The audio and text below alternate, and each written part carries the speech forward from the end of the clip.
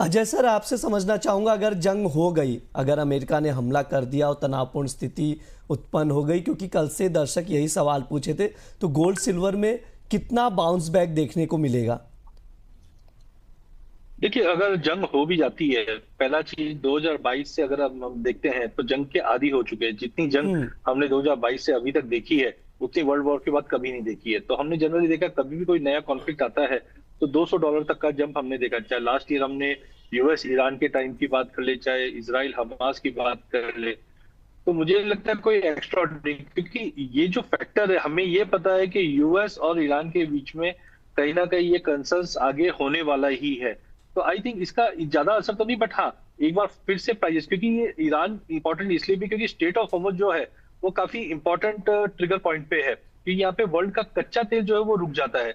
हाँ, इसको इंश्योरेंस करने के लिए यूएस ने वेनेजुला से कहीं ना कहीं हमने बोला जो कैप्चरिंग हुई है वो अपने आप को इंश्योर करने के लिए ही किया है।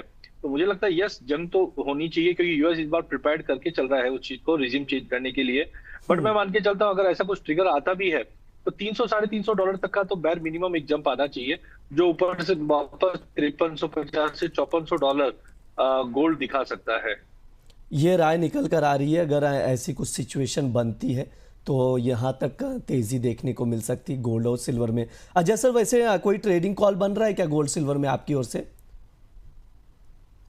देखिए, ऐसे टाइम पे थोड़ा कॉशियस रहिए, बिकॉज हम 2 दिन पहले काफी बड़ी गिरावट देख रहे हैं चांदी सोने में, और आज हम देख रहे हैं कि मार्केट वापस कल की रिकवरी के बाद पॉजिटिव है। तो कॉल में बाय कीजिए, 1,55,000 का आप कॉल लेके चलिए। 2200 रुपए में स्टॉप लॉस 1700 का लगाइए, टारगेट आपका 3,000 का रहेगा।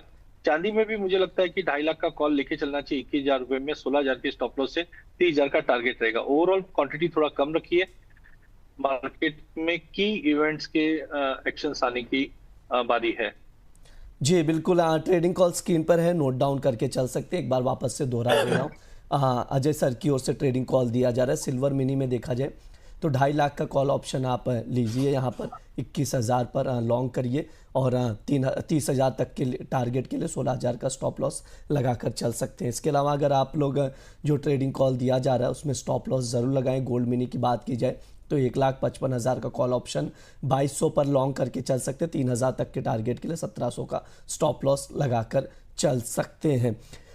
तरुण सर, एक चीज़ आपसे समझना चाहूँगा, टैरिफ का मैंने शो के स्टार्टिंग में भी जिक्र किया, फ्राइडे को फैसला आ सकता है, ऐसी उम्मीद जताई जा रही है सुप्रीम कोर्ट की ओर से, यूएस सुप्रीम कोर्ट की ओर से। अगर टैरिफ के अगेंस्ट आता है, ट्रंप प्रशासन के अगेंस्ट फैसला आता है सुप्रीम कोर्ट का, तो कोई मेजर इंपैक्ट देख रहे हैं आप प्राइसेस पे?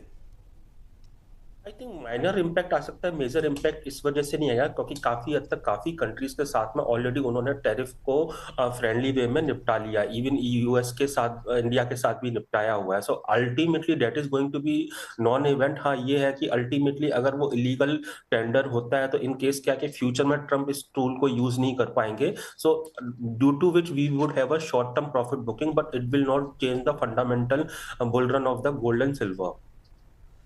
ठीक है, ये सर की राय है। एक चीज़ और समझूंगा तरुण सर, एमसीएक्स का जो डिसीजन भी लिया मार्जिन कट करने का, जो पहले मार्जिन बढ़ाया गया था हम लोग देखे थे, उसको हटा दिया गया है। चांदी फ्यूचर्स पे देखिए 7% और गोल्ड फ्यूचर्स पे 3% के अराउंड। इससे कितनी राहत मिल रही है सर ट्रेडर्स को? आई थिंक देखिए, जो एडिशनल मार्जिन लगाया जाता है वो एक्सेसिव वॉलेटिलिटी को कर्व करने का इंटेंशन रहता है और साथ में प्रोटेक्ट स्मॉल इन्वेस्टर्स को। अभी देखिए लास्ट 1 वीक से जो गोल्ड सिल्वर का एक्टिविटी है वो फिर से है ना नॉर्मल हो चुका है। तो it is high time to like release और रिड्यूस दैट मार्जिन, एंड वो अच्छा फैसला है। इससे क्या है कि एग्जैक्टली मार्केट का पार्टिसिपेशन फिर से बढ़ेगा। तो ये जो टूल होते हैं टिपिकली एक्सेसिव वॉलेटिलिटी में इन्वेस्टर्स को बचाने के लिए एक्शन यूज करते हैं। अभी जब मार्केट के अंदर volatility back to the mean हो चुकी है तो इट्स अ वेलकम स्टेप, और ultimately it will increase participation in the market. ठीक है, ये सर की राय है। तरुण सर, एक चीज़ और समझूंगा आपसे, चाइना मार्केट का जिक्र हो रहा है, हॉलीडे है, छुट्टियां चल रही हैं, उसके वजह से हम लोग देख रहे हैं, ऑब्वियस सी बात है कि मैन्युफैक्चरिंग यूनिट्स हो गई या कंपनियां हो गई कुछ हद तक बंद भी हैं, क्लोज भी हैं। तो क्या जब रीओपन होंगी तो सिल्वर के प्राइसेस को सपोर्ट देंगी? या सर्टेनली देखिए, अभी फिजिकल एक्टिविटी डिमांड जो है ऑलमोस्ट नील है वहां पर, क्योंकि 1 वीक का लूनार हॉलीडे है न्यू ईयर का। एंड एंड अजय एंड के पास जाना है या नहीं?